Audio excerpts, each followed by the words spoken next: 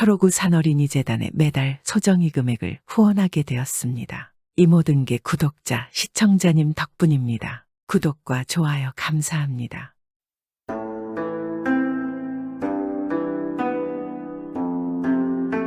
옛날 옛적의 전라도의 어느 마을에는 돌쇠라는 사내가 살고 있었습니다. 돌쇠의 아버지는 지방관리였는데 일찍 병을 얻어 세상을 떠났으니 돌쇠는 늘 홀어머니를 모시며 힘겹게 살아가고 있었습니다. 돌쇠의 어머니는 남편을 일찍 잃은 슬픔의 병에 걸려서 거동조차 제대로 하지 못하는 상황이었고, 거기다 돌쇠는 형제 하나 없는 호롤 단신이었기에 집안 살림살이가 너무나 어려웠습니다. 돌쇠는 아주 어린 시절부터 어머니의 약값을 구하고자 열심히 동네를 다니며 일거리를 찾아 일을 하였습니다. 그런 돌쇠의 사정을 잘 알고 있는 마을 사람들은 돌쇠에게 좋은 일거리를 잘 내어주었고, 또 알뜰히 살뜰히 그를 챙겨주었습니다. 그리고 늘 돌쇠의 집을 지나갈 때마다 늙은 어머니를 모시는 돌쇠의 모습을 보며 안타까움을 금치 못했습니다. 아이고, 세상에 저런 효자가 다 있나. 그러게, 아유, 저 어린애가 안타깝구만, 안타까워. 우리 아들이 저 밥만 닮았어도. 그러게, 지난번에 일을 시켜보니까 머리도 참 좋은데 글 공부를 해서 과거를 본다면 벼슬도 할 것 같아. 글 공부는 무슨 저 상황에 책 하나 제대로 살 수 있겠는가. 하긴 집안 사정이 저러니 글 공부는 꿈에도 못 꾸겠지. 그렇지, 아깝구만, 참말로 아까워. 마을 사람들의 말대로 돌쇠의 집안 사정은 워낙 좋지 않으니 일찍부터 돌쇠는 과거를 본다는 꿈은 접은 지 오래였습니다. 그저 늙으신 홀어머니 곁을 단단히 지키며 자식된 도리를 다할 뿐이었습니다. 그러던 어느 해에 몹시 추운 겨울의 어느 날이었습니다. 돌쇠의 어머니는 오랜 투병으로 방에만 누워있다 보니까 몸에 부스럼이 조금씩 나기 시작했습니다. 그리고 그 병세가 점점 악화되면서 목숨까지 위태로울 지경이 되고 말았습니다. 돌쇠는 정신이 나간 듯 어머니를 간병했습니다. 어머니, 그만 정신 차리세요. 힘이 들더라도 조금만 참으세요. 돌쇠는 어머니가 정신이 혼미해지는 것을 보고 당장 의원을 찾았습니다. 그러나 의원들이 바빠서 데려오기 힘들었습니다. 돌쇠는 포기하지 않고 이 마을 저 마을 돌아다니며 의원을 구했습니다. 그런데 하늘이 도왔는지 옆마을에 용한 의원 한 명을 데려올 수 있었습니다. 의원은 돌쇠의 어머니를 보자 걱정스럽게 말하는 것입니다. 이거 예상보다 병세가 심하시구만. 어디 보자, 이 병을 고치려면 그게 필요할 것 같은데. 그런데 지금 그것을 구할 수가 있을련지 참 답답하네. 그게 무엇입니까? 의원님 알려만 주신다면 지금 당장 제 목숨이라도 내놓아 구해오겠습니다. 무엇이며 어디서 어떻게 구해야 하는 것이지요? 의원은 흥분한 돌쇠를 진정시키며 차분하게 말하는 것입니다. 우선 진정하고 내 말을 듣겠나? 자네 어머니의 병에는 뱀을 한 마리 잡아다 고아 먹어야 한다네. 그러면 쾌차하실 수 있을 것이네. 의원의 말에 돌쇠는 놀라며 말했습니다. 뱀이요, 뱀을 말씀하셨습니까? 아니, 이 엄동설 안에 어디를 가야 뱀을 구할 수 있으려나. 이럴 수가, 제가 천하의 불효자라서 하늘이 제 어머니께 이러한 병을 내리셨나 봅니다. 의원님, 뱀들은 다 겨울잠을 자겠다고 숨어 들어가서 찾을 수가 없지 않겠습니까? 돌쇠가 풀이 죽은 채 말하자 의원은 그를 달래며 말했습니다. 자, 이보게, 진정하게나 뱀을 못 구한다 해서 탕약을 못 만드는 것은 아닐세. 내가 다른 약재로 효과가 있는 것을 한번 준비해 볼 테니 너무 걱정 말게나. 하지만 뱀이 있으면 확실히 나을 수 있을 텐데 하필 겨울이라 아쉽구만. 그러니 상심하지 말고 어머니나 간병을 잘해드리게. 의원님 감사합니다. 그래도 약을 구할 수는 있는 것 아닙니까? 지금보다 어머니가 덜 아프실 것 아니겠습니까? 하여튼 내일 와서 탕약을 지을 테니 그리할게나. 그렇게 말한 의원은 다음 날 오기로 약속을 하고 돌쇠의 집을 떠났습니다. 의원이 가고 잠시 후 돌쇠는 생각했습니다. 이렇게 가만히 앉아 있을 수는 없음이야. 밖으로 나가서 겨울잠 자는 뱀이라도 찾아 잡아와보자. 무엇이든 해야만 한다. 이 마을 산을 다 뒤져서라도 찾아야 한다. 어머니, 조금만 기다리세요. 제가 어떻게 하든 꼭 뱀을 찾아서 어머니를 낫게 해드리겠습니다. 돌쇠는 추운 겨울 눈이 오는 마을 산을 올라가 뱀이 겨울잠을 잘 만한 곳을 뒤지고 다녔습니다. 하지만 겨울잠 자고 있는 뱀을 찾는 것은 쉬운 일이 아니었습니다. 돌쇠의 몸은 추위에 점점 얼어갔습니다. 그러니 돌쇠의 손은 얼어갔고 앞도 잘 보이지 않았습니다. 산을 오르내리느라 지친 돌쇠는 나뭇가지들이 많이 떨어져 있는 나무 아래에서 잠시 앉아서 쉬었습니다. 안 되겠다. 이대로 계속 다니다가는 얼어 죽을 것이야. 그러면 어머니는 누가 돌본단 말인가? 그래, 지금은 나라도 몸이 성해야 어머니를 돌볼 수 있다. 일단은 오늘 산을 내려가야 할 것 같다. 돌쇠는 아무래도 이러다 죽겠다 싶어서 자리를 털고 일어나 집으로 가려고 하였습니다. 그러다 돌쇠는 주위에 있는 나뭇가지들을 보고 말했습니다. 이왕 산에 온 거 빈손으로 가지 말고 부를 때 나뭇가지들이나 가지고 가자. 우리 어머니가 항상 따뜻해야만 병이 나실 수 있을 것이야. 그런데 손이 얼어서 잘 주워지지 않는구나. 그래도 참고 주워가자. 어머니는 지금 병마와 싸우고 계시는데 난 이깟 추위쯤이야. 마침 돌쇠가 있었던 자리에 수많은 나뭇가지들이 있었으므로 돌쇠는 그 나뭇가지들을 하나름 안고 집으로 돌아갔습니다. 돌쇠도 집에 와서는 곧불에 많이 아팠지만 그래도 밤새 어머니의 병간호를 했습니다. 그리고 다음 날 의원은 준비한 약재를 가져왔고 돌쇠와 의원은 부엌에서 작은 솥을 걸어 탕약을 다리기 시작했습니다. 돌쇠는 잠시도 솥을 떠나지 않고 의원과 함께 탕약이 끓는 것을 보고 있었습니다. 그런데 그때 마침 땔감이 떨어져서 불이 죽어가고 있었습니다. 그것을 본 의원이 말했습니다. 이복의 땔감이 집에 더 없는가? 탕약이 팔팔 끓어야 그 약재의 약효가 제대로 우러날 것이야. 돌쇠는 마침 어제 산에서 가져온 나뭇가지들이 생각났습니다. 아, 다행입니다. 마침 어제 산에 갔다가 땔감들이 많아서 많이 가져왔지요. 조금만 기다리세요. 제가 금방 가지고 오겠습니다. 돌쇠는 바로 창고에 넣어둔 땔감들을 한 아름 가지고 나왔습니다. 그리고 땔감들을 의원 앞에 놓았고 의원은 땔감을 하나씩 집어다가 솥 아래 불에다가 넣었습니다. 그러자 커져가는 불이 다시 타오르기 시작했습니다. 아주 그냥 크고 좋은 땔감들이구만. 잘 구해왔네. 예, 어제 실은 산에 뱀을 구하러 갔다가 이 땔감들만 잔뜩 얻어서 돌아왔습니다. 아이고, 이 추운 날씨에 기어이 산에 올라간 겐가? 신만이들도 지금은 산에 가지 않는다네. 잘못하면 동사할 수 있어서 말이야. 그런데 갔다 온 것이야. 자네는 참 효성이 지극하네. 하늘이 자네의 이런 마음을 알아주었으면 좋으련만. 그래도 그냥 포기할 수는 없었습니다. 어떻게든 뱀을 구하려 했지만 제가 불효하여 하늘이 저에게 뱀을 잡게 허락하지 않으셨습니다. 이 겨울에 어디 그게 가능한 일인가? 너무 자책하지 말게. 불효라니 자네만 한 효자가 어딨다고. 의원은 돌쇠를 기특하게 바라보며 또 굵은 땔감 하나를 손으로 잡아 불에 넣으려 했습니다. 그런데 뭔가 이상했습니다. 아니, 이게 뭐야? 이건 나뭇가지가 아니라 이럴 수가. 뱀이야, 뱀이다. 뱀이라고 겨울잠 자고 있는 뱀이라 이 말이야. 예, 뱀이요. 그게 무슨 말이죠? 돌쇠가 놀라서 의원이 잡고 있는 것을 보았는데 정말 그것은 나뭇가지가 아니고 뱀이었습니다. 뱀이다. 아니, 뱀이 왜 여기 있지? 이럴 수가. 참으로 이 기이한 일이로구만.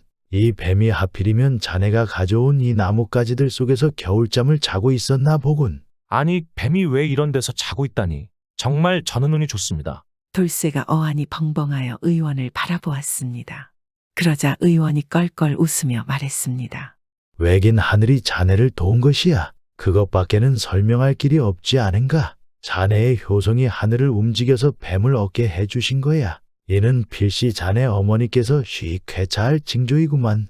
이 뱀을 탕약에 넣어 드시면 분명 병이 나으실 것이네. 그러니 너무 걱정 말게나. 의원은 확신에 찬 눈빛으로 말하며 손에 쥔 뱀을 그대로 탕약 속에 집어넣어 다렸습니다. 그리고 잠시 후 의원은 잘 다려진 탕약을 돌쇠에게 건넸습니다. 자, 받으시게. 뜨거울 때 마시게 해드려야 하네. 내 장담하는데 이것을 드시면 꼭 개차하실 것이네. 예, 의원님 정말 감사합니다. 이 모든 것이 다 의원님 덕분입니다. 돌쇠는 그 탕약을 어머니께 드리고는 곁에 머물며 정성껏 돌보기 시작했습니다. 그리고 며칠 후 돌쇠의 어머니는 놀랍게도 병이 호전되어 건강을 되찾았습니다. 돌쇠는 어머니가 건강을 찾고 이제는 약값 걱정이 없게 되니 집안 살림살이도 점차 나아졌습니다. 그리고 한겨울에 뱀을 찾아낸 돌쇠의 효성은 그가 사는 마을 인근에 널리 그 소문이 퍼져나갔습니다. 그러다 보니 그 지역의 관찰사가 이를 알게 되어 놀라서 조정에 보고를 하게 되었습니다. 임금님께서는 이를 알고 돌쇠의 효성에 감탄하며 그에게 큰 상과 벼슬까지 내려주었습니다. 그런 돌쇠는 조정에서 일을 잘하며 어릴 적 자신에게 도움을 주었던 사람들을 생각하며 어려운 백성들에게 헌신하며 살았습니다. 덕분에 돌쇠는 어머니를 더 잘 모시고 혼인도 하여 아들, 딸 잘 낳고 행복하게 잘 살았습니다. 건강을 되찾으신 어머니는 천수를 누려 무려 90세까지 살다가 세상을 떠났다고 합니다. 돌쇠도 저 세상으로 가기 전까지 백성들을 살뜰히 살폈습니다.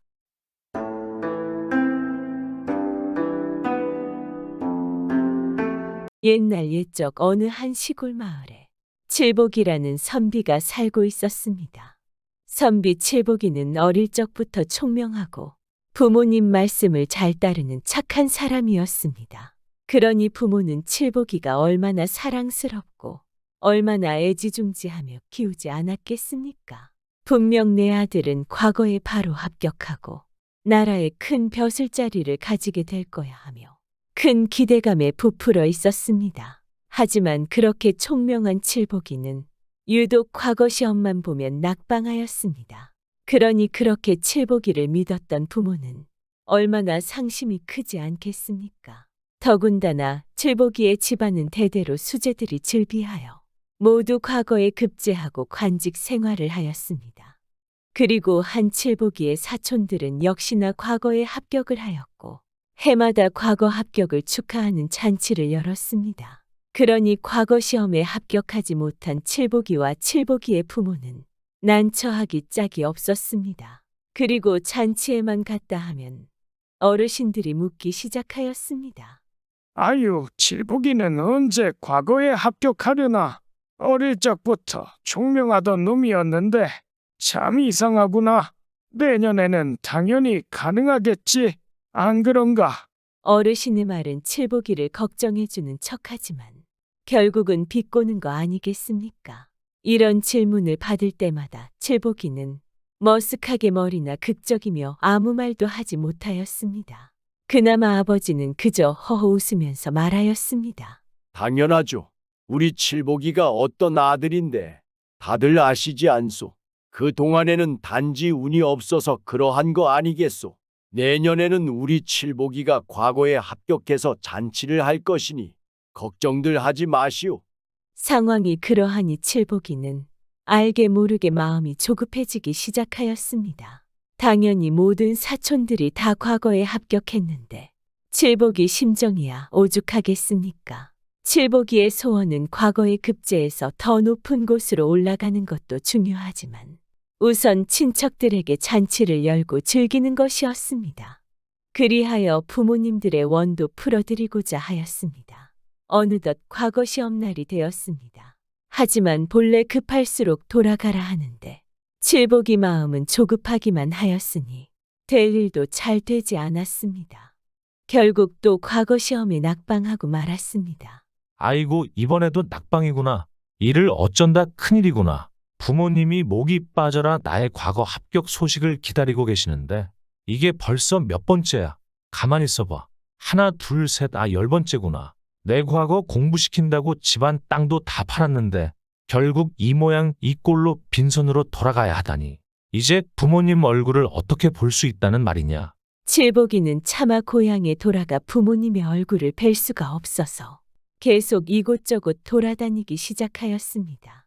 그렇게 몇 날 며칠을 정처 없이 떠돌아다니다 보니 결국 가진 돈도 다 떨어져 가기 시작하였습니다.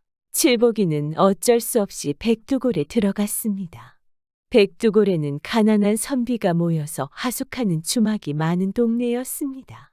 칠복이는 한 주막에서 방을 정하고 주모에게 술과 안주상을 청했습니다.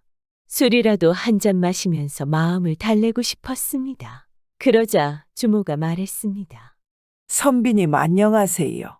죄송하지만 여기 주막은 선불입니다.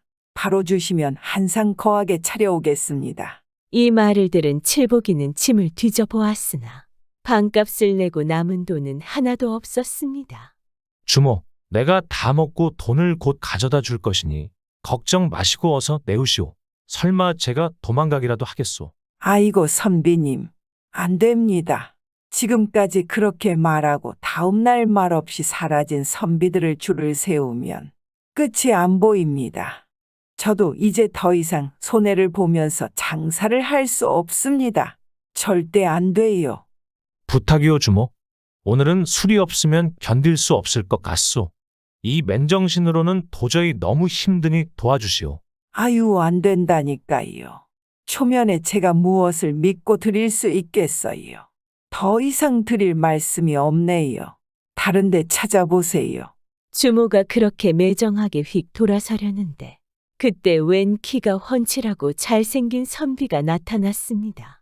그러더니 주모한테 다가가서 말을 하였습니다. 주모, 자 여기 돈 받으시오. 내가 저 선비의 주한상 값을 낼 테니 부족함 없이 챙겨주시오. 아이고, 알겠습니다. 당연히 잘 챙겨드리지요. 하고는 돈을 받자마자 부엌으로 냉큼 가버렸습니다. 아니, 저 선비는 어찌하여 나에게 술값을 내주는 것인가 하며 칠보기가 키 큰 선비를 궁금한 듯 바라보자 키 큰 선비 석삼이가 말했습니다. 선비님, 아무 생각 마시고 그냥 맘 편하게 드시오. 저는 이만 가겠소. 선비님 초면에 정말 고맙소. 그러면 이왕 오신 김에 가시지 마시고 저랑 같이 한잔하는 게 어떠시오? 전 괜찮소. 급한 일이 있어 가봐야 하니 어서 드시오. 하고는 바로 훌쩍 가버렸습니다. 칠보기는 다급히 떠나는 선비 석삼이의 뒤에다 다시 한번 고맙다고 외친 뒤에 자기 방에 들어가 앉아서 생각했습니다. 휴, 좋은 사람을 만나서 그래도 다행이구나. 어떻게 저런 사람이 있을까? 그런데 이것이 내 마지막 주한상인가? 그래, 과거에 합격해서 잔치를 여는 것이 내 소원이었는데. 에이, 모르겠다. 혼자 하더라도 오늘은 그냥 기분이라도 느껴보자. 그 뒤 칠보기 방으로 주모가 푸짐한 주한상을 가져왔습니다. 칠보기는 주한상을 앞에 두고 잔치를 베푼다고 상상하며 밤새 혼자 떠들고 웃으며 술잔을 기울였습니다. 아이고, 신난다. 아이, 칠복이 축하하네. 아유, 우리 칠복이 장하다. 장하긴요, 다 우리 부모님께서 잘 길러주신 덕분 아니겠습니까? 아이고, 좋아. 너무 좋아서 눈물이 조금씩 나는구나. 그렇게 혼자 말하는 소리는 이 백두골이 떠나갈 듯 울려 퍼졌습니다.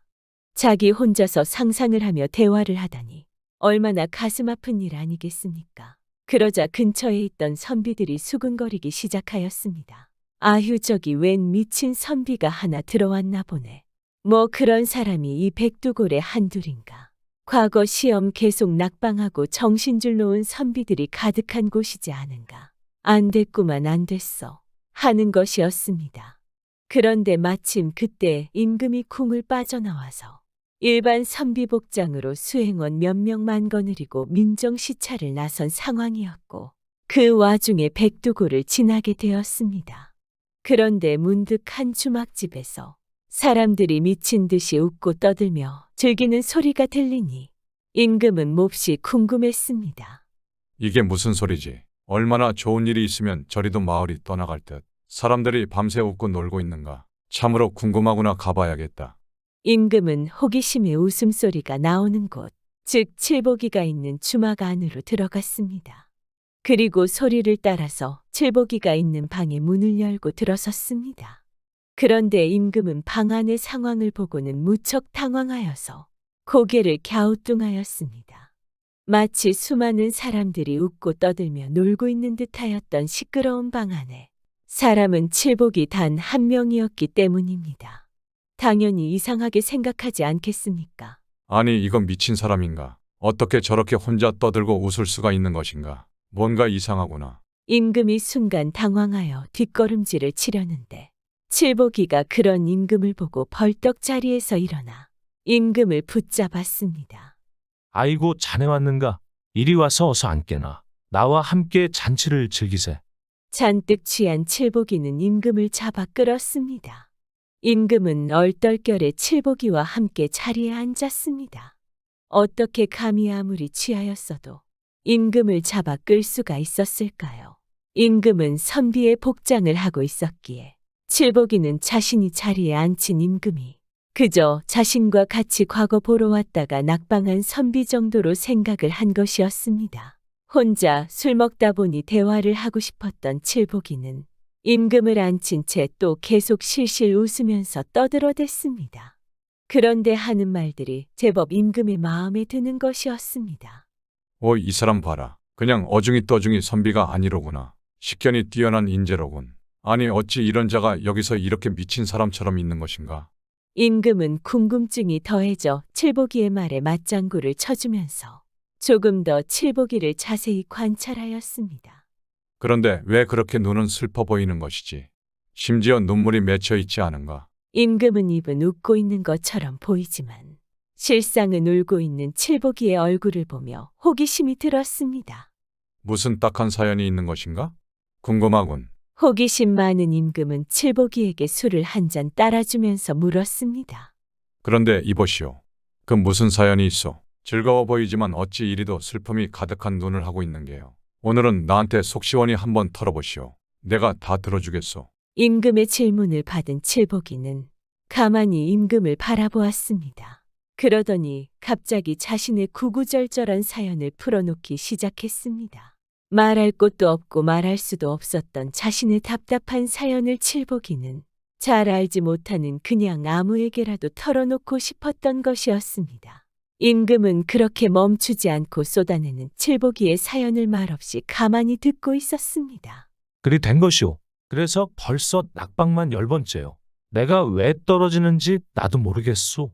재수가 없어도 이렇게 없을 수가 있나. 아니 나보다 못한 놈들도 다들 철썩철썩 과거에 붙는데 왜 나만 이러는 것인지 도저히 모르겠소. 나는 아무래도 팔자의 과거와 합격은 없는 듯 하오. 그래서 내가 말이오. 지금 평생 소원을 풀고자 홀로 이렇게 잔치를 하는 중이라오. 그리고 앞에 계신 당신 정말 와줘서 고맙소. 나는 말이오. 지금이 내 마지막 잔치가 될 것 같소. 난 이제 잔치할 일도 없고 이제 난 미래가 없고 앞날이 없어. 내일이 없는 삶이다 이 말이오.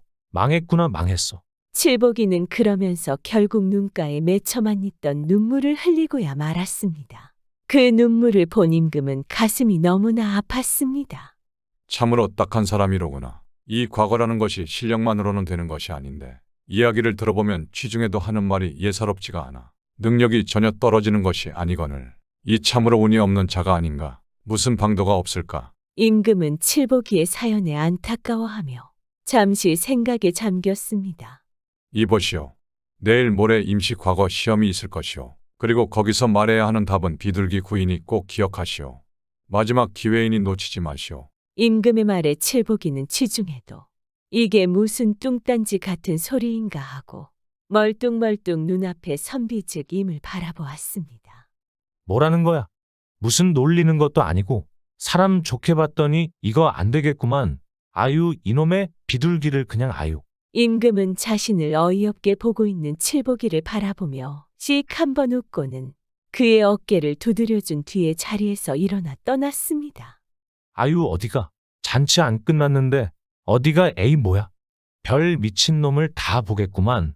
임시 과거 뭐 비둘기고 참 놀고 있네. 에라이 잔치나 더 즐기자. 칠보기는 웬 정신 나간 사람이 와서 헛소리를 하고 갔다고 생각하고 하던 혼자 잔치를 계속 밤새도록 즐겼습니다. 그리고는 결국 슬기운에 못 이겨 골아 떨어졌습니다. 그런데 그런 칠보기가 다음날 너무나 놀라운 소식을 듣게 되었습니다. 백두골 선비들은 아침부터 모여서 이보게들 임시 과거 시험이야. 우리에게 한 번 더 기회가 왔다고. 어서들 준비해 알았어 하며 정말로 임시 과거 시험이 있다는 소식이 백두골 낙방 선비들에게도 전해져서 순식간에 백두골이 떠들썩해진 것이었습니다. 과거의 낙방에서 좌절하고 있던 선비들은 모두들 희망을 품고 과거 시험을 보기 위해 떠났습니다. 뭐라고? 이게 정말이었어. 아니 어제 그 선비 말이 정말이구나. 그럼 그 선비는 대체 누구길래 이 소식을 알고 있는 것일까? 아니지 내가 이러고 있을 때가 아니야. 그래 이번엔 어떻게 잘 될지도 몰라. 칠보기도 급히 과거 시험이 열리는 곳으로 길을 재촉하였습니다. 임시 과거 시험은 구두 면접으로 이루어졌습니다. 선비들이 줄줄이 서서 시험장 안으로 하나씩 들어가 묻는 질문에 답을 해야만 했습니다. 칠보기는 초조하게 순서를 기다렸습니다. 그리고 드디어 칠보기의 차례가 되었습니다. 시험관의 질문을 받은 칠복이는 갑자기 머릿속이 하얗게 변해버렸습니다. 분명히 들었던 정답이 생각이 나질 않는 것이었습니다. 가만, 어제 선비가 말한 답이 무엇이었지? 이거 구자인데 구가 무슨 구자더라? 아, 머리야 아유. 이 술이 웬수지 술이 웬수야. 아, 미치겠구나. 칠복이는 도무지 생각이 나질 않았습니다. 이봐 답을 말하지 않을 것인가. 모르면 돌아가시게 하며 시험관에 독촉하는 소리에 칠복이는 엉겹결에 아무개 구자요 하고 대답을 해버렸습니다. 막상 생각나는 것이 그것밖에 없었기 때문입니다. 그것은 하필이면 비둘기 구자를 사투리로 말한 것이었습니다. 하지만 시험관들은 사투리를 알지 못했습니다. 뭐하니 그런 구자도 있던가. 이상한 사람이군. 틀렸네 나가 보게나 하며 시험관은 칠복이를 밖으로 내보냈습니다. 임금이 알려준 비둘기 구자를 말해야 하는데 제대로 답을 말하지 못했으니 칠복이는 또다시 낙방하게 된 것이었습니다. 역시 칠복이는 과거 시험 급제와는 인연이 없는 것일까요? 터덜터덜 시험장을 나서는 칠복이의 머리에 그제서야 답이 떠올랐습니다. 맞다, 비둘기. 아니, 답을 떠먹여줘도 안 되는 것인가? 정말 나는 틀렸다 틀렸어. 아이 비둘기 구라고 했어야 하는데 그게 생각이 안 나나. 하필이면 또 사투리로 아무개라고 해버렸으니. 아이고 내 팔자야. 이제 나는 완전 끝이로구나. 그런데 그런 칠복이의 앞에 한 선비가 서 있었는데 키가 훤칠하니 크고 낯이 익었습니다. 그 선비도 칠복이를 알아보았는지 멈춰서 아주 반가운 표정을 지었습니다. 그는 바로 칠복이에게 주막에서 주안상을 대접해준 선비 석삼이었습니다. 선비님 반갑소이다. 여기서 다시 만나다니 인연은 인연인가 보오. 어떻게 과거는 잘 보셨소? 선비 석삼이의 물음에 칠복이는 반가운 표정을 짓다가 이내 시무룩한 표정을 지으며 고개를 숙이고 대답했습니다. 아이고 지금 내 모습을 보면 모르겠소? 나는 틀렸소이다. 그러자 선비 석삼이가 칠복이의 어깨를 붙잡고 말했습니다. 이보시오. 고개를 드시오. 기회는 또 있을 것이오. 이렇게 임시 과거 시험이 있을 것이라 생각도 못하지 않았소. 반드시 또 기회가 올 것이고 그때 기회를 잡으면 되는 것이지. 이렇게 풀이 죽어 있으면 그때 될 일도 안 될 것이오. 저도 여러 번 떨어졌어도 다시 힘을 내고 있소. 자자 어깨 쭉 펴고 힘차게 걸어가시오. 선비 석삼이의 말에 칠복이는 고개를 끄덕이며 어깨를 활짝 폈습니다. 참으로 고맙소. 당신은 지난번에도 그렇고 오늘도 그렇고 참 나에게 은인이고 좋은 사람이오. 내가 어떻게 보답을 해야 할지. 칠복이는 갑자기 말하다 말고 생각했습니다. 그래, 이런 훌륭한 인품을 가진 사람은 관직에 올라야 한다. 은혜의 보답도 할 겸 이 사람에게 지금 떠오른 답을 알려줘야겠다. 칠복이는 선비 석삼이를 보고 말했습니다. 선비님, 시험관이 문제를 내거든 비둘기 구라고 답하시오. 비둘기 구 꼭 기억하시오. 나는 사투리로 잘못 말해 아무개 구라고 했지만 당신은 반드시 비둘기 구자를 말하시오. 선비님, 갑자기 그게 무슨 소리요? 좀 알아듣게 설명 좀 해주시오. 지금 내 말이 이상하게 들릴지 모르겠지만 들어가 보면 알 것이오. 분명 도움이 될 것이오. 나는 이제 가리다.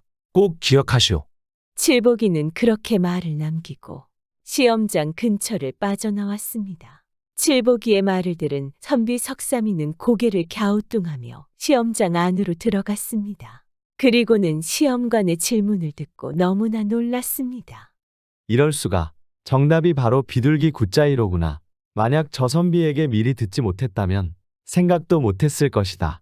그런데 사투리지만 아무개 구자도 맞는 정답이 아닌가. 그래 여기 시험관들이 사투리를 몰라서 아까 선비의 답을 틀리다고 한 거구나. 선비 석삼이는 그렇게 생각을 하고는 대답을 하였습니다. 두 가지로 답변 드리겠습니다. 사투리로는 아무개 구자요. 서울말로는 비둘기 구자입니다. 그러자 한 시험관이 고개를 갸우뚱하며 아니 뭐라고 비둘기의 사투리가 아무개란 말인가. 가만 그럼 방금 나간 사람도 정답자가 아닌가. 오 그렇구만 어서 사람을 다시 데려와야겠군 하며 시험관들이 주변 포절들을 시켜서 방금 나간 칠복이를 다시 불러오게 하였습니다. 얼떨결에 칠복이는 다시 시험장으로 불려왔고 합격자가 되었습니다. 결국 이 두 선비가 함께 과거에 붙어서 관직에 올랐습니다. 고향으로 돌아온 칠복이를 본 부모님은 눈물을 펑펑 흘리며 칠복이를 안아주었습니다. 10년 동안 기다려온 합격. 얼마나 반갑지 않겠습니까? 그리고는 바로 일가 친척들을 다 불러놓고 제일 하고 싶었던 과거 합격 축하 잔치를 열어서 평생의 소원을 풀었습니다. 또한 후에 자신에게 답안을 가르쳐 준 분이 임금이란 사실을 알게 된 칠복이는 더욱더 임금에게 충성을 다하였고 은혜를 받은 만큼 백성에게 베풀며 살았습니다.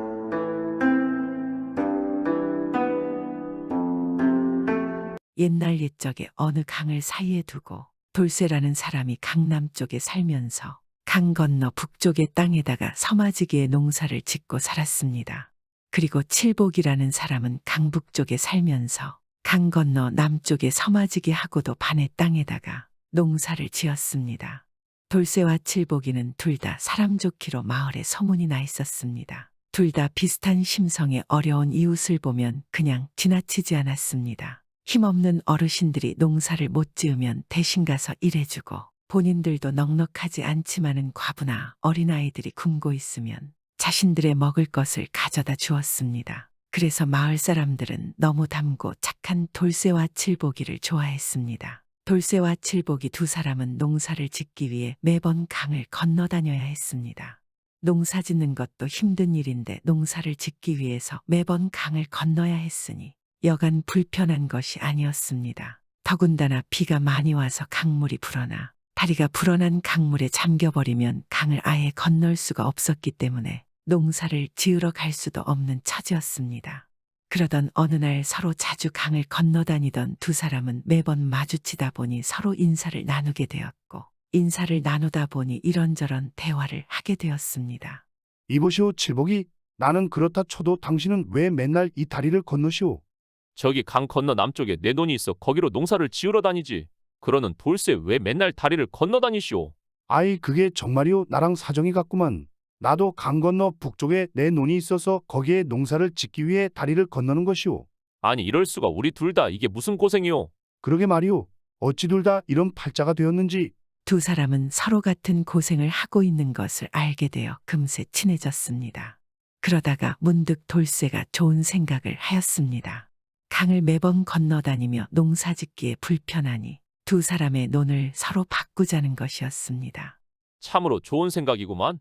왜 진작 그런 생각을 못했을까? 농사짓기에도 아주 편리한 일이었습니다. 그런데 문제는 칠복이의 논이 돌쇠의 논보다 반마지기가 더 많다는 것이었습니다. 두 사람은 이것은 어찌할지 한참 이야기를 나누다가 돌쇠가 제안했습니다. 그럼 내가 칠복이 너의 반마지기 땅을 농사를 더 지어야 하는데 그게 칠복이의 땅이니까 그 수확물은 칠복이 너에게 가야 하는 게 맞긴 하네. 하지만 나도 농사를 짓느라 그만큼 힘을 더 쓰는 것이니 그 반마지기 땅에 대해서는 거기에서 난 농사 수확의 절반은 내가 갖겠소이다. 돌쇠의 말에 칠복이는 고개를 끄덕이며 대답했습니다. 그렇게 하는 것이 맞다고 생각하고 그럽시다. 그리하여 두 사람은 합의가 되어 각자 강을 건너지 않고 땅을 바꾸어 상대방의 땅에서 농사를 짓게 되었습니다. 강을 건너지 않으니 시간도 절약되고 힘도 덜 들고 그래서 농사도 더 잘 지을 수 있었습니다. 또 둘 다 칠복이의 반마지기의 땅에서 수확한 곡식을 정확하게 나누었습니다. 둘은 마을에서도 보통 형제보다 더 가까운 사이가 되어 좋은 일이건 나쁜 일이건 함께 했습니다. 그러던 어느 해 봄날 돌쇠가 집지붕을 고치러 올라갔다가 그만 땅에 떨어졌습니다. 땅에 떨어졌으니 심하게 다치지 않았겠습니까? 다리가 부러져 당분간 움직이는 것도 하지 못했습니다. 돌쇠는 앞이 막막하지 않았겠습니까? 봄이어서 농사를 짓기 시작할 때여서 한참 바쁠 때인데 몸을 움직이지 못하니까 아무것도 하지 못하지 않았겠습니까? 어이구 어쩐다. 지금 한참 못자리를 잡아야 농사를 지을 수 있을 터인데 이 많은 일을 누가 한단 말인가? 돌쇠는 막막해하지 않겠습니까? 지금 상태라면 올해 우리 식구들의 먹을 양식이 걱정이구나. 부인도 농사를 아무것도 모르고 자식놈들은 이제 걸음마를 떼었으니. 이러고 있는데 문 밖에 칠복이의 목소리가 들려왔습니다. 여복에 돌쇠 있는가? 내 칠복이일세. 돌쇠는 뜻밖의 들려오는 칠복이의 목소리에 너무 기뻤습니다. 어이 칠복아, 어떻게 온 것이냐? 지금 못자리를 한참 해야 하지 않느냐? 이 친구야, 지금 못자리가 문제인가? 자네가 움직이지 못해 한 해 농사를 짓지 못할 터인데 그것이 더 중요하지 않겠냐? 그렇지만 지금 내 몰골로는 나는 아무것도 할 수가 없다네. 나도 올해 농사를 못 지으면 어떻게 될지 앞이 캄캄하네. 그래서 내가가 온 것이네. 내가 좋은 방도가 있네. 한번 들어보게나. 그래, 좋은 방도라. 정말 그런 것이 있는 것이야. 말해주게. 내 그립고 그리할게. 내가 자네 논에 매년 농사를 지었지 않았겠냐? 예전에는 그것이 내 논이었잖아. 그래서 누구보다 그 논에 농사를 짓는 것에 대해 잘 알고 있지 않겠나? 내가 지금 사람을 써서 자네 못자리를 잡아줌세. 그래야 올해 농사를 시작하지 않겠나? 못자리를 잡으면 그 다음에는 자네 몸이 나올 터. 그때는 자네가 직접 농사를 짓게나. 칠복이의 말에 돌쇠는 어리둥절했습니다. 그러면 자네 못자리는 누가 한단 말이야? 내 논을 일구려면 자네 논에는 신경을 못 쓸 터인데 그렇게 되면 자네는 올해 농사를 망치는 것 아닌가? 그것은 걱정 말게. 어차피 서너 마지 땅에 한두 마지기 농사를 안 지은다고 굶어 죽진 않네. 내 올해는 그냥 내년에 먹을 양만큼만 농사를 지을 터이니 걱정 말고 모험이나 빨리 쾌차하시게. 그래야 농사를 지을 수 있지 않겠냐? 칠복이의 말에 돌쇠는 목이 메어왔습니다. 어찌 피가 섞인 가족들도 일이 안 하는데 남인 친구가 일이 한단 말인가. 돌쇠는 친구 칠복이의 말에 감동하지 않았겠습니까? 고맙네 칠복이. 내 이 은혜는 언젠가 꼭 갚을 것이야. 그리하여 칠복이는 돌쇠가 몸이 나아서 농사를 할 때까지 자기 논과 돌쇠의 논을 번갈아 가면서 농사를 지었습니다. 다행히 돌쇠의 논은 아무 문제 없이 농사를 지을 수 있었습니다. 칠복이도 한두 마지기 농사를 포기는 했지만 그럭저럭 농사가 잘 되었습니다. 그런데 호사다마라고 좋은 일이 있으면 안 좋은 일이 생긴 것입니다. 추수하기 한 달 전에 벼가 익어갈 무렵 이 마을에 많은 비가 온 것입니다. 벼가 익을 무렵 비가 오면 큰일이 아니겠습니까? 그런데 이상하게도 돌쇠의 마을에는 비가 안 왔지만 칠복이의 논에는 많은 비가 와서 농사를 망쳤습니다. 1년 동안 어렵게 지은 농사를 한순간에 날리게 된 것입니다. 칠복이는 넋이 나가 집안에서 끙끙 앓고 있었습니다. 그런데 이때 돌쇠가 칠복이를 찾아왔습니다. 하늘도 무심하지 어찌 자네 논에만 이리 비가 온 것이지. 자네가 얼마나 고생하며 농사를 지었는데. 그래도 다행이지 않겠냐? 너의 논에도 그렇게 왔다면 둘 다 큰 문제일 터인데 그나마 내 논에만 이리 온 것이 천만다행이네. 그래서 내가 이리 왔네. 자네 덕분에 나 또한 서너마지기에 농사를 지을 수 있지 않았겠냐? 그러니 우리 논에서 난사를 반씩 나눔세. 물론 풍족하지는 않지만 그래도 다음 수확 때까지는 견디지 않겠냐? 돌쇠의 말에 칠복이는 감탄했습니다. 물론 칠복이가 돌쇠에게 해주 것도 있지만 돌쇠가 이리자신 마음과 같은 것에 대해서 말입니다. 고맙네. 역시 자네는 하늘이 보낸 은인이구만. 이렇게 해서 돌쇠와 칠복이는 이 어려운 상황을 해결했습니다. 그래서 마을 사람들은 돌쇠와 칠복이를 칭찬하고 그들의 우정에 대해 말하곤 했습니다. 그런데 이렇게 우정이 돈독한 둘 사이에 큰 문제가 생겼습니다. 서로 땅을 바꾼 지 딱 5년째 되던 해 돌쇠가 논에서 커다란 금덩이 하나를 주운 것입니다. 하필 금덩이가 나온 곳은 돌쇠와 칠복이가 수확의 절반을 나누기로 한 반마지기의 땅이었습니다. 돌쇠가 자신의 땅에서 금덩이를 주었다는 소문은 금세 칠복이에게 들어갔습니다. 칠복이는 소문을 듣고 생각했습니다. 가만히 있어봐. 내 땅에 있던 금덩이잖아. 그럼 내 것인데 금덩이는 내가 가져야지. 칠복이는 그렇게 생각을 하고 돌쇠에게 가서 금덩이를 자기에게 주어야 한다고 말했습니다. 그러자 돌쇠가 반박했습니다. 아니 반마지기 땅에 수확한 것을 주기로 한 것은 맞지. 하지만 그것은 농사지은 수확물의 절반이지. 그 외에는 아무것도 주기로 한 적이 없지. 내가 주운 금덩이니 내 것이야. 두 사람은 그렇게 의견 충돌을 하였고 서로 합의를 하지 못하여 결국 시비가 붙었습니다. 두 사람은 서로의 욕심 때문에 몇 달 동안 만나기만 하면 끊임없이 다투었습니다. 마을 사람들은 매번 싸워대고 소란을 피워대는 이 돌쇠와 칠복이 때문에 서서히 지쳐갔습니다. 그래서 마을 사람들은 두 사람을 불러다 놓고 한 거리에 다 같이 모여서 금덩어리 일에 시비를 가리기로 하였습니다. 하지만 일이 그렇게 쉽게 시비가 가려질 일이었다면 진작에 가려졌을 것입니다. 많은 마을 사람들이 모여서 너나 할 것 없이 한마디씩 거드니 돌쇠의 말을 듣고 있으면 마을 사람들은 그래 돌쇠의 말이 옳지 그래야지 했다가 또 칠복이 말을 들으면 그렇네 칠복이 말이 옳구만. 그래서 도저히 결론을 내기가 어려웠습니다. 그런데 이때 마을이 가장 어른인 한 노인이 좋은 해법을 마련해 주었습니다. 이보시오들 이거 아무리 이야기를 해봐도 한도 끝도 없소이다. 그 땅은 칠복의 땅이고 금덩이를 주운 것은 돌쇠이니 둘 다 이 금덩이를 차지할 만하지 않소. 그러니 두 사람이 금덩이를 똑같이 반으로 나누어 가지면 되지 않겠소. 노인의 말에 마을 사람들이 맞다고 하며 고개를 끄덕였습니다. 그래 그러면 일이 쉽게 해결되겠구만. 아이 그래 돌쇠야 칠복이야 그만들 싸우고 사이좋게 나눠 가지라고. 그런데 돌쇠도 칠복이도 금덩어리를 나눠 가질 생각은 추호도 없었습니다. 두 사람은 금덩이에 욕심이 나서 노인의 말에 찬성하지 않고 계속 싸웠습니다. 그러니 마을 사람들은 고개를 절레절레 흔들며 말했습니다. 아이고 이 욕심쟁이들 같으니라고. 이제 당신들 싸움에 마을 사람들도 아주 신물이 났소. 그러게 평온하던 온 마을을 이리도 시끄럽게 만드것이여. 좋은 소리 들어도 힘든 세상에 허구한 날 싸워대는 소리만 나니 아주 힘들어. 너무 힘들어 싸울 거면 어디 다른 데 가서 싸우고 우리 마을에는 오지 말어. 그렇게 마을 사람들이 욕심 때문에 합의하지 못하는 돌쇠와 칠복이를 마구 비난하기 시작하였습니다. 그러다 결국 노인이 나섰습니다.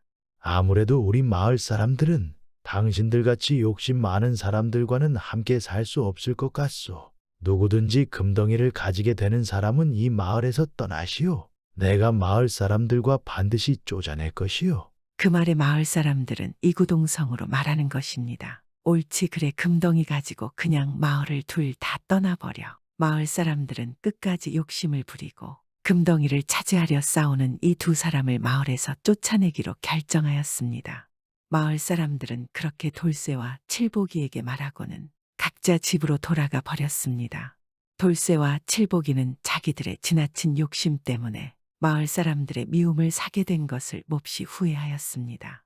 두 사람은 덩그러니 거리에 남아서 서로를 바라보며 말했습니다. 돌쇠야 이까짓 것 금덩어리가 뭐라고 우리가 이러고 있는 게지. 내가 너와의 우정을 잃어버리고 눈이 멀었어. 그러게 칠보가 미안하네. 내가 괜히 욕심 부리다가 평생 살아온 마을 사람들과 의도 상하고 이 마을도 떠나야 할 판이 되었네. 내가 어찌 이런 돌덩이 때문에 너한테 이런 것인지 나도 모르게 정신이 나갔네. 돌쇠야 그냥 금덩어리 가져라. 나 이제 필요 없다. 아니 칠보가 너 땅에서 주운 것이니 너 것이다. 너가 같은 게 맞다. 두 사람은 어느새 금덩어리를 서로 가지라고 미루기 시작했습니다. 금덩어리를 가진 자가 마을을 떠나야 했으니 그러기에는 그동안 마을에서 살아온 세월하며 정이 너무나 들었기 때문입니다. 두 사람은 한참을 그렇게 서로 금덩어리를 가지라고 미루다가 돌쇠가 말했습니다. 우리 둘 다 이 금덩어리를 가질 마음이 사라진 듯하니 차라리 이 금덩어리를 그동안 고생한 마을 사람들을 위해 쓰임있게 하는 거 어떤가? 우리가 어릴 적부터 돌봐준 사람들인데 그래야 우리가 이 마을에서 다시 예전처럼 살 수 있을 게야. 그거 좋은 생각이야. 마을 사람들이 그동안 우리의 싸움 때문에 고생들이 많았으니 그리하는 게 당연한 일이지. 두 사람은 그렇게 합의를 하고 금덩어리를 장터에 판 돈으로 마을 사람들을 모아 성대한 잔치를 베풀었습니다. 그리고 잔치를 베풀고 남은 돈은 마을의 어려운 사람들을 도와주는 데 사용하였습니다. 그리하여 마을을 오랜 기간 떠들썩하게 했던 이 금덩어리 사건이 해결되었습니다.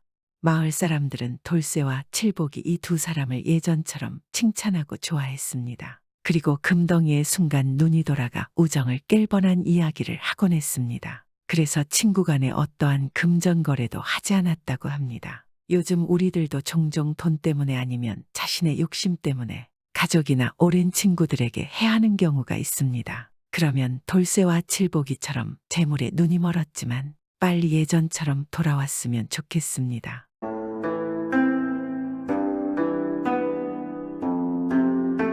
옛날 옛적에 어느 마을에는 의술이 높은 경지에 이른 돌쇠라는 사람이 살았습니다. 그는 어려서부터 호기심이 왕성하였으며 그 중에서도 사람의 몸과 병에 대해서 많은 호기심을 갖게 되었습니다. 그리고 그것은 그가 의술을 배우고 익히는데 큰 도움이 되었습니다. 돌쇠는 자신의 의술이 더 이상 자신의 작은 마을에 있을 재주가 아니라는 생각을 하였습니다. 또한 더 넓은 세상에 나가서 많은 의술을 펼치고 더 많은 재주를 배우고 싶었습니다. 그래서 돌쇠는 한양으로 길을 떠났습니다. 그는 길을 떠나면서 말 한마리와 말을 이끌어줄 마부를 한 명 고용하였습니다. 이 마부는 워낙 경력이 오래된 사람이라 능숙하게 돌쇠가 한양으로 가는 길을 이끌어 주었습니다. 그런데 한참을 가던 도중에 갑자기 이 마부가 말의 고삐를 돌쇠에게 넘겨주고는 말했습니다. 날이 제가 소피가 급해서 잠시 숲속에 들어갔다가 나올 테니 이 고삐를 잘 붙잡고 계십시오. 그런데 이 말이 성격이 예민해서 조금만 마음에 안 드는 상황이 되면 마구 날뛸 수 있습니다. 알았네. 걱정 마시게나. 마부는 그렇게 급하게 숲을 속으로 들어갔습니다. 그런데 이 고삐를 잡고 있던 돌쇠는 자꾸만 호기심이 생겼습니다. 말이 성격이 예민하다고. 정말 궁금한데 어디 보자. 돌쇠는 은근히 이 말의 엉덩이를 슬쩍 툭 하고 건드려 보았습니다. 하지만 말은 잠시 움찔할 뿐 아무런 반응이 없었습니다. 뭐야? 별일 없잖아. 어이 마부가 농을 친 것인가? 돌쇠는 안심하고 한 번 더 말을 아래 엉덩이를 툭 하고 좀 더 세게 쳤습니다. 그런데 그때였습니다. 갑자기 말이 크게 한 번 울더니 그대로 앞으로 냅다 달리기 시작했습니다. 돌쇠는 말에서 떨어지지 않으려 자세를 간신히 유지한 채로 고삐를 잡고 말을 세워보려 노력하였으나 이 말은 멈출 생각을 하지 않았습니다. 이럴 수가 멈추라고. 돌쇠가 소리를 지를수록 말은 더 흥분하고 더 빨리 달렸습니다. 그렇게 말은 산을 건너고 강을 건넜습니다.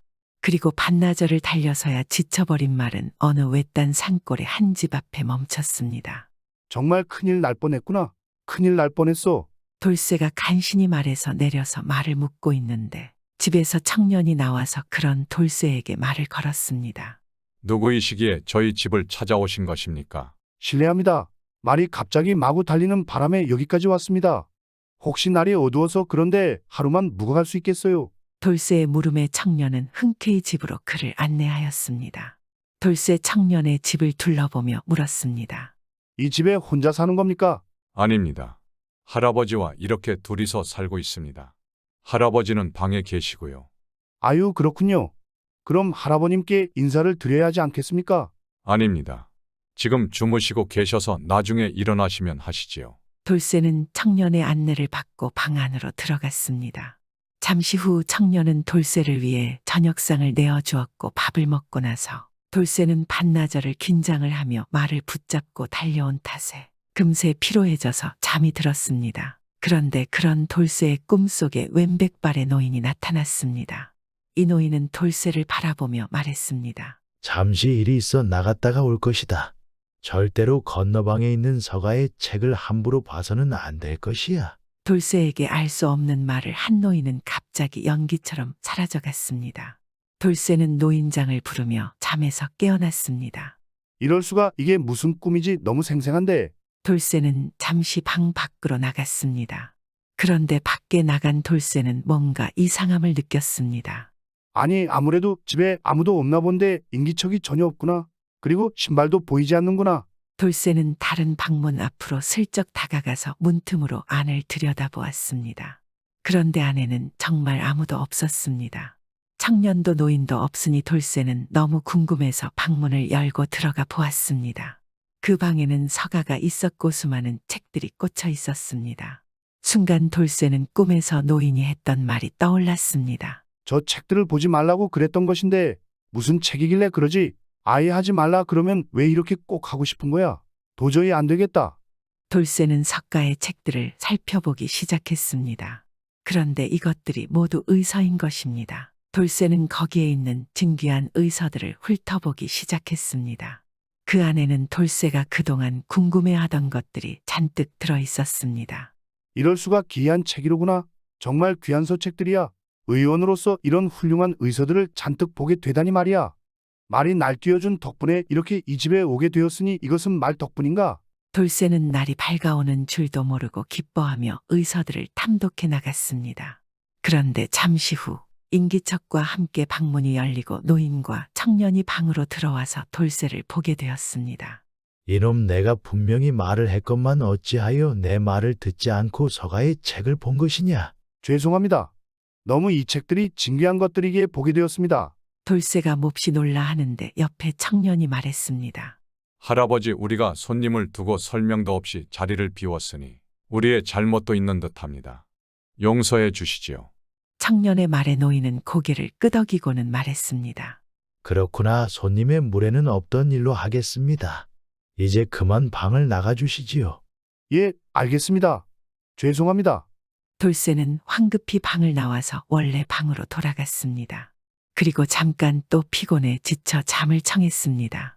해가 뜨고 완전히 날이 밝자 이 노인이 손자인 청년에게 말했습니다. 저 사람을 더 이상 여기에 머물지 말게 하고 빨리 떠나게끔 하거라. 그러니 청년은 돌쇠에게 말을 전했고 돌쇠는 곧 떠날 차비를 하였습니다. 아무래도 어제 내가 몰래 책을 본 것이 영 마음에 안 드시나 보구나.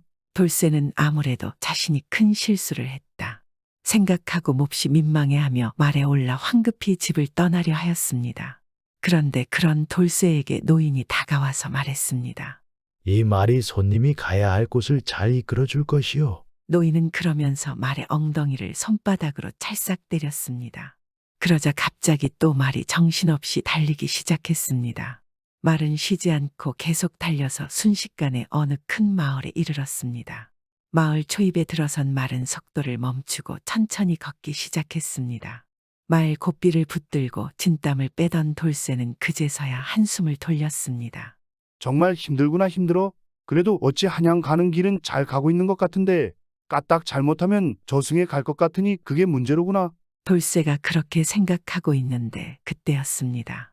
갑자기 마을 관청에서 관리들이 나와 그에게 달려왔습니다. 그리고 돌쇠에게 말하는 것입니다. 설마 혹시 돌쇠 의원님이십니까? 맞습니다. 아니 저를 어찌 아십니까? 이럴 수가, 의원님이 맞으시군요. 찾았습니다.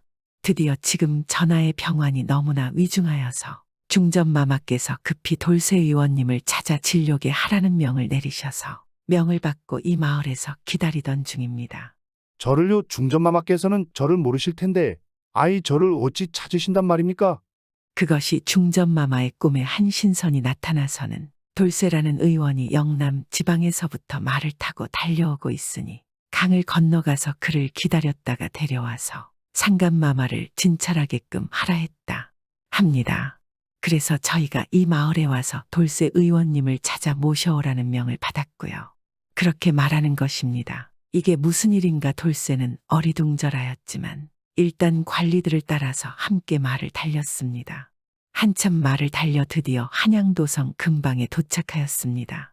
말들도 많이 지쳐 보였기에 잠깐 쉬기로 했습니다. 관리들과 돌쇠는 말을 멈추고 잠시 그늘 아래에 말을 묶어두고 휴식을 취하였습니다. 돌쇠는 관리들에게 물었습니다. 그런데 중요한 것을 묻지 않았군요. 전하의 병환이 어떤 상태이십니까? 그러자 한 관리가 대답했습니다. 전하께서는 지금 천연두를 앓고 계십니다. 그런데 병증이 워낙 심해서 온몸이 굴맞고 거기에 피가 나오고 피부도 검게 변하고 있습니다. 의식을 잃고 사경을 헤매신 지가 오래되었습니다. 이럴 수가. 그렇군요. 천연두라. 돌쇠는 임금의 병환을 어찌 고쳐야 할지 머릿속으로 이런저런 생각을 하였습니다. 그러다 문득 어제 머물렀던 집의 서가에서 본 의서의 내용이 생각났습니다. 그래, 거기에 천연두를 낫게 할 수 있는 방도가 적혀 있었는데 그런데 어찌 기억이 나지 않는 것인가? 그것이 무엇을 달인 탕 이야기였는데 그것이 기억이 나지 않는구나. 돌쇠가 머리를 쥐어짜내고 있는데 그때였습니다. 잠시 휴식을 취하고 있는 일행 앞으로 웬 노파가 아이를 업고 지나가고 있었습니다. 그런데 한 관리가 노파를 알아보고는 물었습니다. 아니, 칠복이 할머님 아니십니까? 아이고 나리께서 여기 어쩐 일이십니까? 노파가 말하는 것입니다. 일이 있어서 나와 있습니다. 칠복이가 천연두 증세가 심하다고 저에게 전해 들었었는데 보아하니 나아진 것 같습니다. 그렇지요. 다행히 잘 나았답니다. 그러자 돌쇠가 이 말을 듣다 말고 다가와서 물었습니다. 이 아이의 천연두 증세가 심각했습니까? 그러자 노파가 말하는 것입니다. 그렇지요. 지금도 보시면 온몸에 골맞던 흔적이 있지 않습니까? 온몸이 고름이 나오고 피부도 검어지고 숨이 넘어가려고 했습니다. 그러니 꼭 죽는 줄 알았지요. 그러자 돌쇠가 흥미롭게 아이를 바라보며 이어 물었습니다. 그런데 어떻게 일이 나아진 것입니까? 그러자 노파가 소상히 말하는 것입니다. 그게 말입니다. 웬 지나가던 스님이 우리 아이를 봐주셨는데 스님께서 아이에게 감꼭지를 달인 탕약을 먹이셨습니다. 그랬더니 씻은 듯이 나아버렸지 뭡니까? 참으로 놀라웠습니다. 감꼭지를 달인 탕약이라는 말을 들은 돌쇠는 순간 어제 봤던 책의 내용이 떠올랐습니다. 옳거니 그래 감시탕이었구나. 감꼭지를 달인 감시탕을 먹이면 되는 것이다. 돌쇠는 좋아하며 노파에게 감사 인사를 했습니다. 곧 일행은 길을 서둘러 걸에 들어갔습니다. 돌쇠가 급히 입궐하여 임금의 병환을 살피니 과연 한시가 급한 상황이었습니다. 감꼭지를 구해야 합니다. 고래 감꼭지가 있습니까? 그것이 있으면 전하를 쾌차시킬 수 있을 겁니다. 그러자 옆에 있던 내관이 말했습니다. 지금은 감이 나올 시기가 아니라서 9월에야 감을 구할 수 있습니다. 이 감을 구하는 것이 어려울 것인데 반드시 필요합니다. 어서 감꼭지를 구해 주십시오. 돌쇠의 부탁에 걸 안에 모든 사람들이 감꼭지를 찾아 나서기 시작했습니다.